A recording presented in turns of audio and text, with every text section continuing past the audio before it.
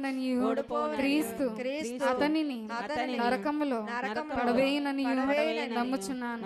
అటు తరువాత ఆయన అందరకును తీర్పు విధించిననియు అవిశ్వాసులను నరకములోనికి పంపివేయుననియు నమ్ముచున్నాను. తుదకు భూమి మీదనున్న పరిశుద్ధులందరూ ఏక సంఘముగా నుండుట వలన భూమి పరలోకములో ఒక భాగమగుననియు క్రీస్తు ప్రభు పరలోకములోను భూలోకములోను ఉండుననియు నమ్ముచున్నాను. నేను పరిశుద్ధాత్మ నమ్ముచున్నాను.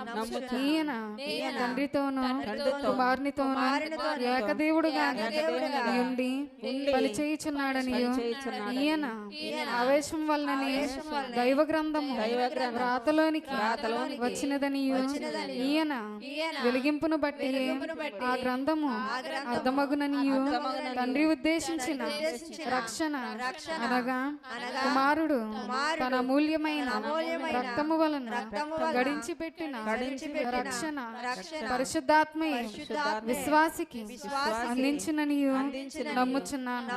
తండ్రి కుమారులతో పాటు ఈయన కూడా సమానముగా ఆరాధన నొందదగు దేవుడనియు నమ్ముచున్నాను. పరిశుద్ధుల సహవాసమును పునరుత్థానమును నిత్య జీవమును గలవని నమ్ముచున్నాను. ఆమేన్. ఆమేన్.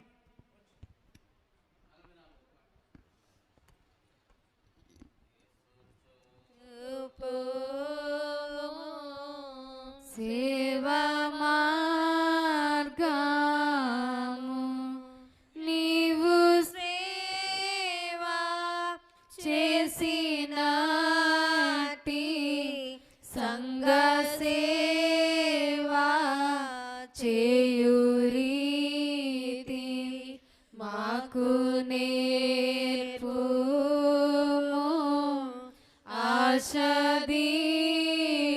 ఆశదీర్చుము యేసు పాలక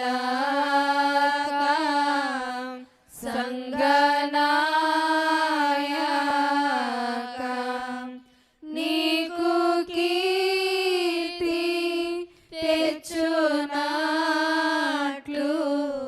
మేము సేవా చేయునట్టి భక్తి ప్రేమాయు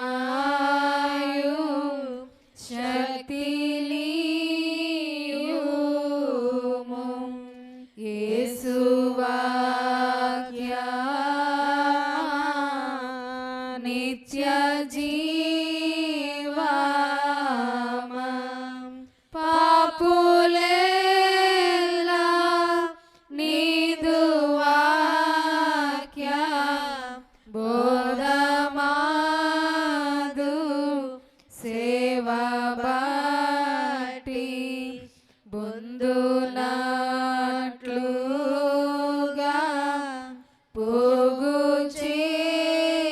చేయుమా యేసు పోషక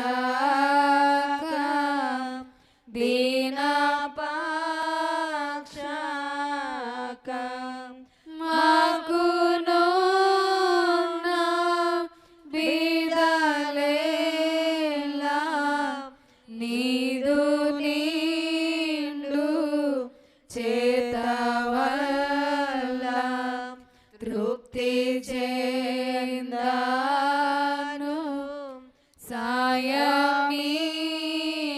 సాయమీయుమా యేసు వైద్యుడా నీతి సూర్యుడా మగు సేవా యందు రోగుల్ నీదు రేక వల్లబాగు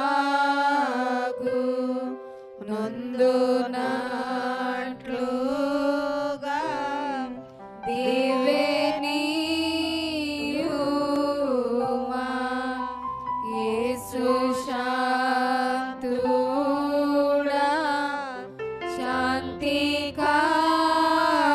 శాంతికారుడా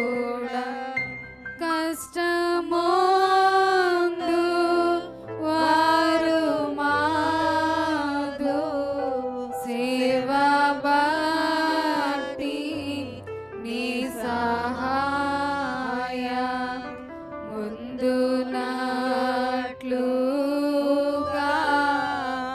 వీలు నీయుమా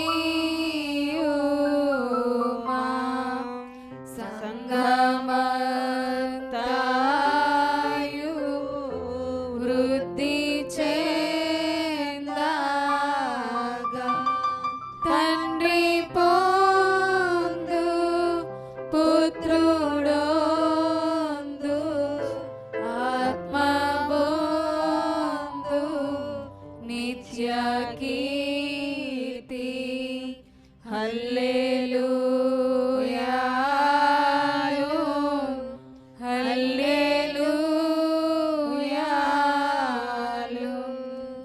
ఆమేన్.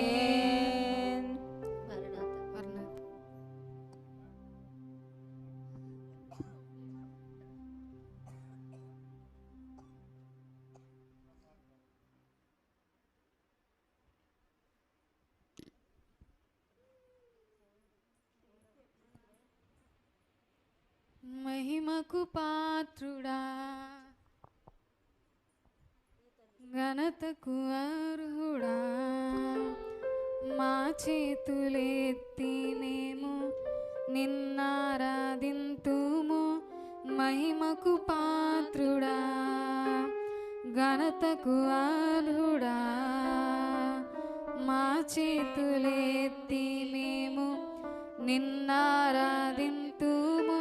మహోన్నతుడా అద్భుతాలు చేయువాడా నీ వంటి వారు ఎవరు? నీ వంటి వారు లేరు. మహోన్నతుడా అద్భుతాలు చేయువాడా నీ వంటి వారు ఎవరు? నీ వంటి వారు లేరు. మహిమకు పాత్రుడా ఘనతకు అర్హుడా మా చేతులెత్తి మేము నిన్నారాధింతుము. మహిమకు పాత్రుడా ఘనతకు అర్హుడా మా చేతులెత్తి మేము నిన్నారాధింతుము. స్తుతులకు పాత్రుడా స్తుతి చెల్లించెదం. నీ నామమెంతో గొప్పది మేమారాధింతుము. మహిమకు పాత్రుడా స్తుతి చెల్లించెదం. నీ నామమెంతో గొప్పది మేమారాధింతుము. మహోన్నతుడా అద్భుతాలు చేయువాడా నీ వంటి వారు ఎవరు? నీ వంటి వారు లేరు. మహోన్నతుడా అద్భుతాలు చేయువాడా నీ వంటి వారు ఎవరు? నీ వంటి వారు లేరు. అద్వితీయ దేవుడా ఆది సంభూతుడా మా కరములు జోడించి నిన్ను మహిమ పరిచేదం. అద్వితీయ దేవుడా ఆది సంభూతుడా మా కరములు జోడించి నిన్ను మహిమ పరిచేదం. మహోన్నతుడా అద్భుతాలు చేయువాడా నీ వంటి వారు ఎవరు? నీ వంటి వారు లేరు. మహోన్నతుడా అద్భుతాలు చేయువాడా నీ వంటి వారు ఎవరు? నీ వంటి వారు లేరు. మహిమకు పాత్రుడా ఘనతకు అర్హుడా మా చేతులెత్తి మేము నిన్నారాధింతుము.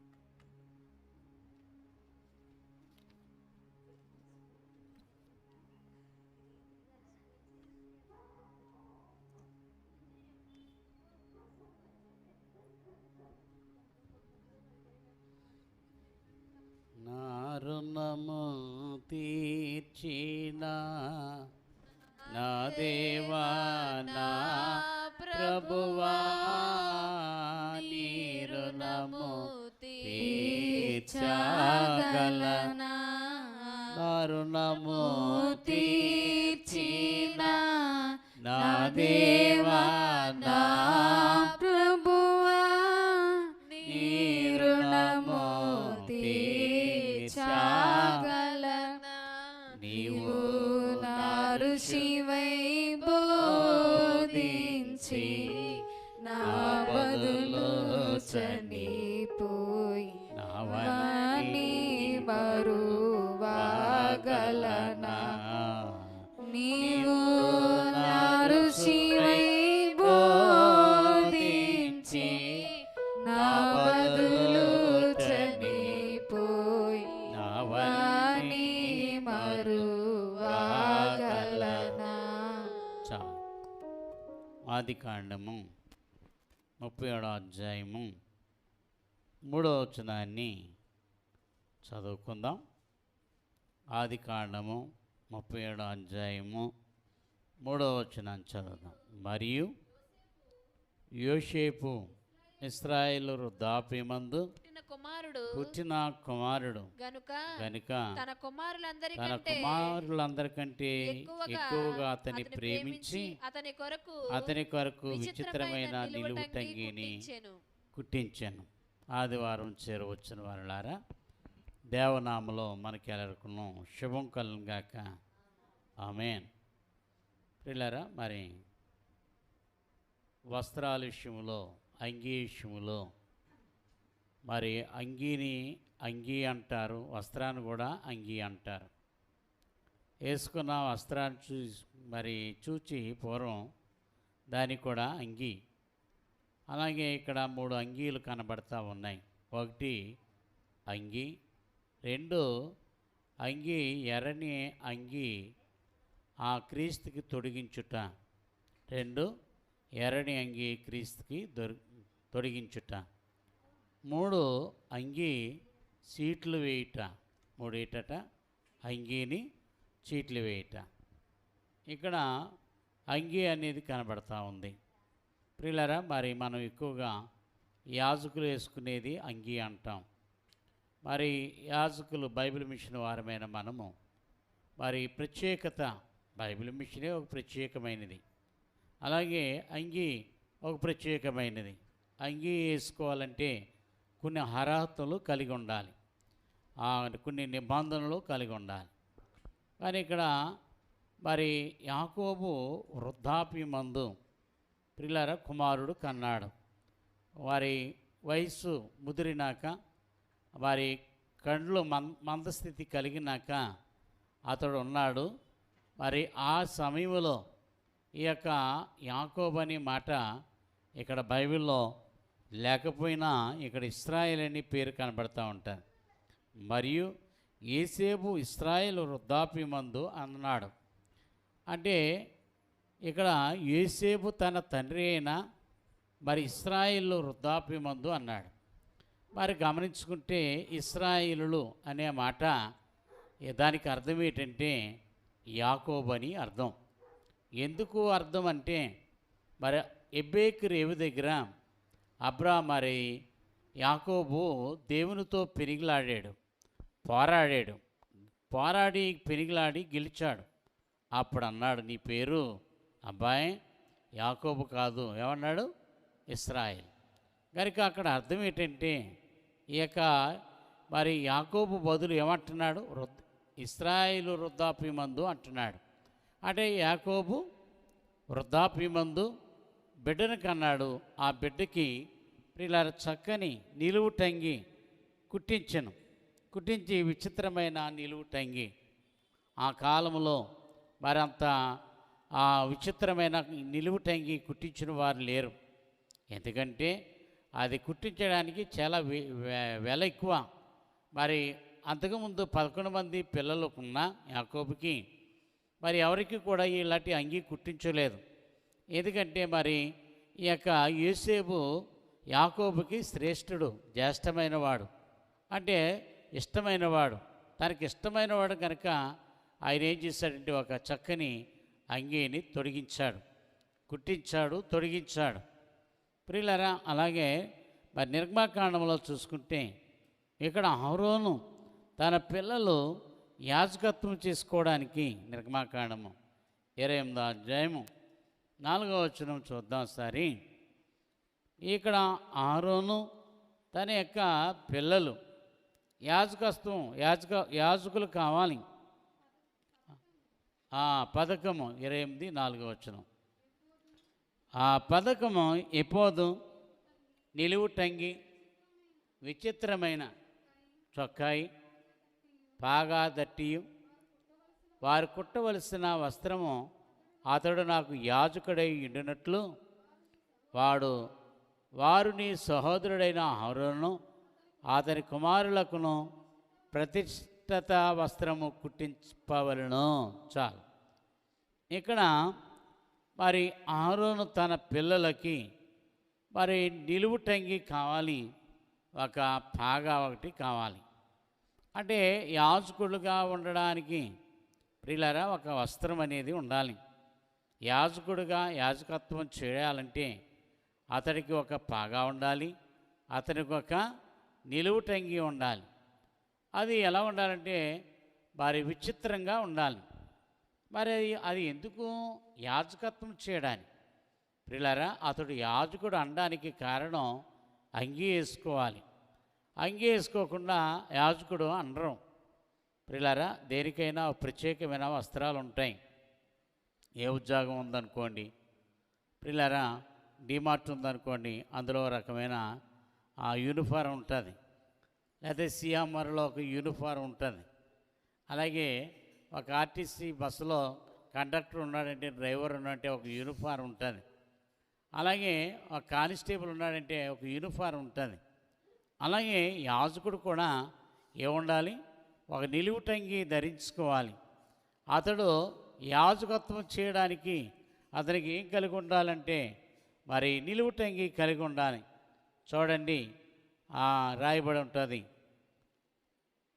ఏపోదు నిలువు టంగి విచిత్రమైన చొక్కాయి బాగా పెట్టించి దట్టియు నాకు కుట్టవలసిన వస్త్రము అతడు నాకు యాజకుడై ఉండినట్లు వారు నీ సహోదరుడైన అహరోను అతని కుమారులను ప్రతిష్ఠిత వస్త్రము కుట్టింపవలను. కనుక ప్రియులారా, మరి ఇక్కడ రెండవ అంగీ, ఆ యాజకత్వానికి అంగీ కావాలి. ఇందాక యోసేపు విషయంలో తన యొక్క తండ్రి అయిన ఆ యాకోబు మరి ఏం చేశాడంటే చక్కని అంగీ కుట్టించాడు. ఎందుకంటే ఆ కుర్రడు యోసేపు చాలా ఇష్టమైన వాడనమాట తన కుమారుడు. ప్రియులారా, ఎవరైనా కొంచెం పిల్లలు ఇష్టమైన వాళ్ళు ఉంటారు కొందరికి. మరి పిల్లలు అయినా అమ్మాయిలైనా ఇష్టమైన వారు పుట్టినప్పుడు ఆ పిల్లలను బట్టి చాలా సంతోషంగా ఇష్టమైన వస్త్రాలు, ఇష్టమైన వస్తువులు మరి ధరిస్తూ ఉంటుంటారు. ఎందుకంటే వారు ఇష్టమైన వాళ్ళు కనుక. అలాగా ప్రియులారా, యోసేపుకి 12 మంది సంతానం ఉన్నా కానీ మరి అందులో ఒకడే అతడు ఎవరంటే యోసేపు మరి చక్కని అంగీని కుట్టించారు, తొడిగించారు. ప్రియులారా, మరొక మాట చదువుకుందాం. చూడండి, మత్తయి సువార్త 5వ అధ్యాయం మరి 40వ వచనంలో, మత్తయి సువార్త 5వ అధ్యాయము 40వ వచనం ఒక మాట చదువుదాం. ఎవరైనా నీ మీద వ్యాజ్యం ఆడినప్పుడు నీ అంగీ తీసుకుని కోరిన ఎడల వారికి కూడా పై వస్త్రము ఇచ్చివేయి. చాలు. కనుక పిల్లరా, మరి ఎవడైనా నీ మీద వ్యాజ్యమాడిన ఎడల నీ అంగీ తీసుకొని కోరిన ఎడల వారికి నీ పై వస్త్రము కూడా ఇచ్చివేయం. అంటే ఈ యూదులకి ప్రియులారా 2 అంగీలు ఉన్నాయన్నమాట. పై వస్త్రము, లోన వస్త్రం. యాజకులకి కాకుండా యూదులు వేసుకునే వస్త్రాలు ఏంటంటే ఆ కాలమందు మరి 2 అంగీలు వేసుకునేవారనమాట. ఒకవేళ ఎవరైనా అడిగినప్పుడు ప్రియులారా ఏం చేయమన్నాడంటే యేసుప్రభు ఇక్కడ నీ పై వస్త్రం కూడా లేని వాడికి ఇచ్చివేయండి. అదే మాట లూకా సువార్తలో కూడా మరి విపులంగా కనబడుతూ ఉంటుంది. చూడండి లూకాసు వార్త 3వ అధ్యాయము మరి 11వ వచనం. లూకాసు వార్త 3వ అధ్యాయము 11వ వచనము. అతడు 2 అంగీలు గలవాడు, లేనివానికి ఇవ్వలనని ఆహారం గలవాడను అలాగే చేయవలనని వారితో చెప్పాను. చాలు.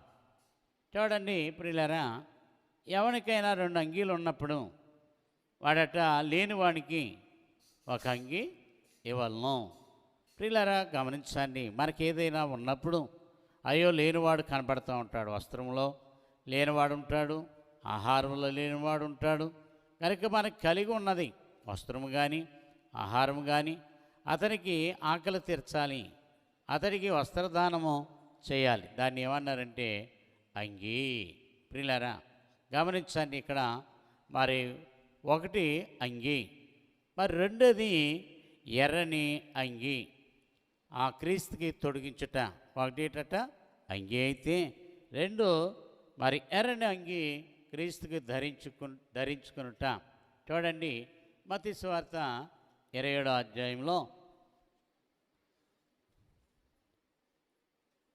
మత్తయి సువార్త 27వ అధ్యాయము 28వ వచనంలో ఇక్కడ ఎర్రని అంగి ప్రభుకి తొడిగించారు. 27వ అధ్యాయము 28వ వచనం.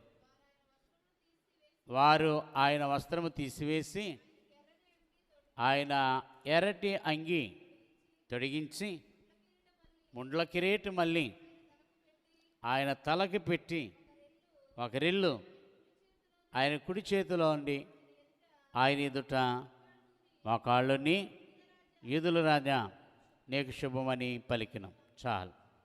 వారు ఆయన వస్త్రములు తీసి వేసి ఆయనకి ఎర్రని అంగి తొడిగించిరి. ఆయనకున్న అంగీని తీసివేస్తారు. ప్రియులారా అక్కడ సైనికులందరూ కూడా తీసివేసి ఆయనకి తొడిగించింది ఏంటంటే ఎర్రని అంగీ. ప్రియులారా గమనించండి, మరి అంగీ విషయంలో మరి ప్రభువుకి ఎందుకు ఎర్రని అంగీ తొడిగించడం? కనుక ఇంకా ముందుకి చూసుకుంటే లూకాసు వార్త 23వ అధ్యాయము 11వ వచనంలో, లూకాసు వార్త 23వ అధ్యాయము, హేరోదు తన సైనికులతో కలిసి ఆయన తునీకరించి అపవాసించి ఆయనకు ప్రశస్తమైన వస్త్రము తొడిగించి పిలాతునద్దకు మరలా పంపాను. అంతకుముందు హేరోదును పిలాతును ఒకనికొకడు శత్రువులయ్యుండి ఆ దినముననే ఒకనికొకడు మిత్రులైరి. చాలు. హేరోదు తన సైనికులు కలిసి యేసును తునీకరించి మరి అపవాసించిరి. ప్రియులారా ఆ సైనికులందరూ కూడా అవమానపరిచి మరి హేళన చేసి గాయపరిచిరి. ఆ సమయాన్ని మరి హేరోదు చెప్పినట్లుగా పిలాతు చెప్పినట్టుగా అతనికి ప్రశస్తమైన వస్త్రాన్ని ధరించారు. అదే ఎర్రని అంగి. ప్రియులారా ఆయనకి తొడిగించి ఆయనను తీసుకుని వెళ్ళారు. అదే మాట సువార్తలలో మరి కనబడతా ఉంది. యోహాను సువార్త 19వ అధ్యాయము 3వ వచనంలో ఓదారంగు వస్త్రము ఆయన తొడిగించి ఆయన వద్దకు వచ్చి యూదుల రాజా నీకు శుభమని చెప్పి ఆయన మరలా అరిచేతులతో కొట్టిరి. చాలు. ప్రియులారా ఆయనకి ఓదారంగు వస్త్రము ధరించారు. మరి తీసుకుని వచ్చారు. ఆయన కొరడాలతో కొట్టుకుంటూ వచ్చారు, అరిచేతులతో గుద్దారు. ఆయనకి ధరించినది ఓదారంగు వస్త్రం, ఓదారంగు అంగి. కనుక ఆయన అరిచేతులతో కొట్టినా కానీ, ఆయన ముండ్ల కిరీటం పెట్టినా కానీ, ఆయన వస్త్రమంతా ఎర్రగా ఉన్నా కానీ ప్రియులారా ఆయన ఏమాత్రం కూడా ఏ సైనికులను కానీ ఆ హేరోదుని కానీ పిలాతుని కానీ ఎవరిని కూడా ఒక రవంతైనా ఒక మాట అయినా ఆయన అనలేదు. ప్రియులారా గమనించండి. మరొకటి మూడోది మరి అంగీ చీట్లు వేయట. మూడోది అంగీ చీట్లు వేయట. ఈ మాట మరి దావీదు ముందుగానే ఆ యొక్క అనేక మార్లు ప్రభు యొక్క ఆ శ్రమను గురించి సిలువను గురించి ముందుగా రాసి పెట్టారు. 21వ అధ్యాయము అలాగే 22వ అధ్యాయము కూడా మరి సిలువను గురించిన మాటలు ఇందులో కనబడతా ఉంటాయి. చూడండి 22వ కీర్తన 18వ వచనంలో, నా వస్త్రములు వారు పంచుకొనిచున్నారు, నా అంగీ కొరకు చీట్లు వేయిస్తున్నారు. చాలు ప్రియులారా గమనించండి. ముందుగా దావీదు ఆయన యొక్క సిలువను చూస్తూ ఉన్నారు. దావీదుకి పెట్టిన పేరేంటంటే దావీదట పాండిత్యం కలిగిన వాడట. దావీదు మరి చక్కని అనుభవం కలిగిన వాడు.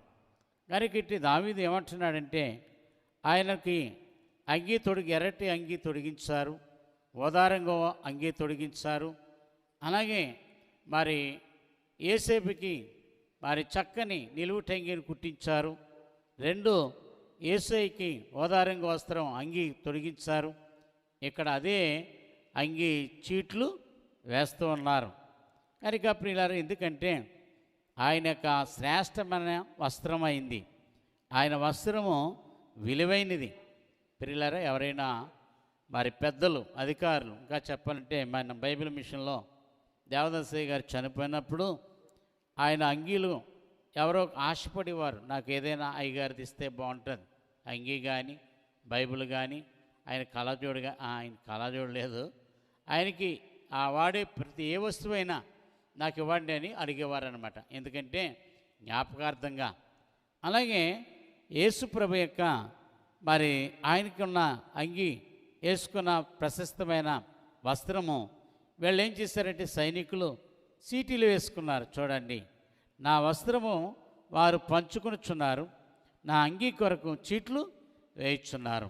కనుక మరి ప్రభు యొక్క అంగీ నాకు కావాలి అని ముందుగా దావీదు రాసుకొచ్చారు.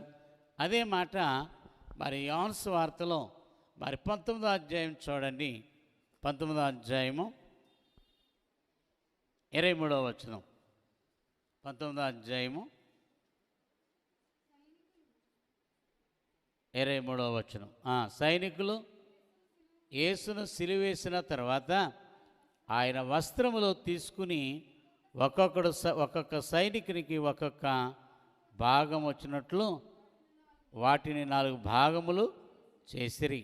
ఆయన అంగీని కూడా తీసుకుని ఆ అంగీ కుట్టి లేకుండా పైనుండి యావత్తు నేయబడినది కనుక వారు దాన్ని చెంపక అది ఎవరికి వచ్చునో అని దాని కోసరం చీట్లు వేయదమని ఒకరితో ఒకడు చెప్పుకునిరి.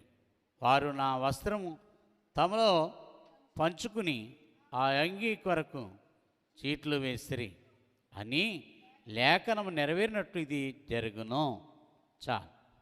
కనుక మరి చెప్పాలంటే ఇది లేఖనము ముందుగా ప్రవక్త చెప్పినట్లుగా ఆ లేఖనము ఆ ప్రవక్త రాశాడు కనుక, ఆ ప్రవక్త చెప్పాడు కనుక ఈ నిబంధనకు రాబోతుకి నెరవేర్పు కనబడుతుంది.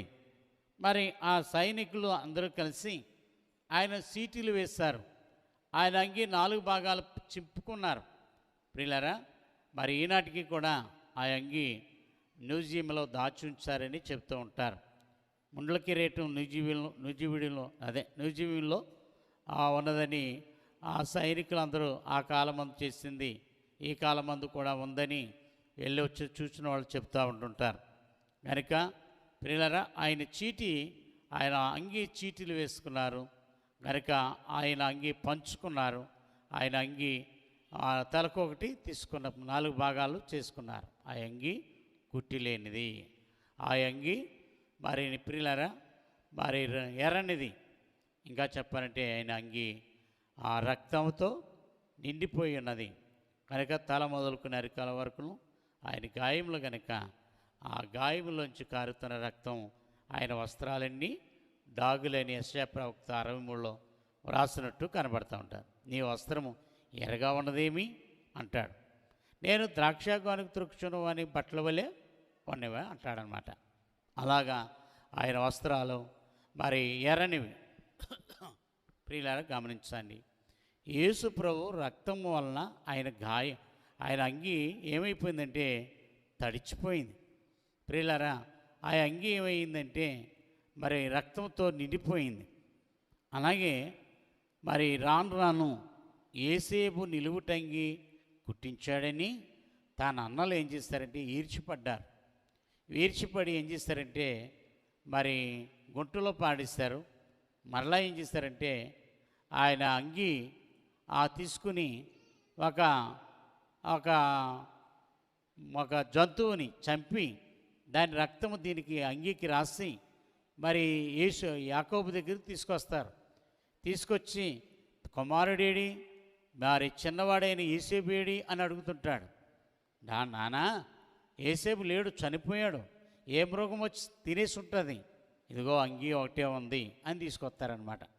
అంటే యేసేపు పడిన శ్రమ దేనికి సాదృశ్యంగా కనబడుతుందంటే క్రీస్తుకి సాదృశ్యంగా కనబడతా ఉంది. క్రీస్తుని ఎలాగైతే చిత్రహింసలు పెట్టారు, బాధలు పెట్టారు, అలాగే తన అన్నదమ్ములైన వారు యేసేపును కూడా అలాగే గాయపరచబడ్డారు. ప్రియులారా అలాగే యేసేపు చనిపోలేదు, కానీ ఏమన్నారు, ఏ మృగమో చంపేసి ఉంటుంది, ఏ మృగమో చంపేసి ఉంటుంది, తినేసి ఉంటుంది అని తన తండ్రితో చెప్తారనమాట. తండ్రికి చిన్నవాడైన యేసేపు అంటే చాలా ఇష్టం. ప్రియులారా అలాంటి యేసేపు లాంటి శ్రమ యేసుకి కూడా కనబడతా ఉంది, యేసు ప్రభుకి కనబడతా ఉంది. ప్రియులారా ఆ యొక్క అంగి ఎలాగ ఆయన స్వరక్తముతో ఆ అంగి అంతా తడిచిపోయింది. అంతేగాని యేసేపు అంగి ప్రియులారా యేసేపు చనిపోలేదు, అక్కడ యేసేపు చనిపోయాడన్నారు. ఎవరు? తన అన్నలు తన తండ్రికి చెప్పారు, కానీ యేసేపు అప్పటికి చనిపోలేదు కనుక అంటే యేసేపుకి యేసు ప్రభుకి సాదృశ్యంగా కనబడతా ఉంది. ఒకటి అంగి యేసేపు కుట్టిలేని అంగి తొడిగించాడు వాళ్ళ నాన్న, కుట్టించాడు వాళ్ళ నాన్నగారు. యేసు ప్రభుకైతే కుట్టిలేని అంగి ధరించారు సైనికులు. అలాగే దేవుడు కొద్ది మాటలు దీవించునుగాక. ఆమె అందరు లేచి పడదాం. సిద్ధపడిన వారు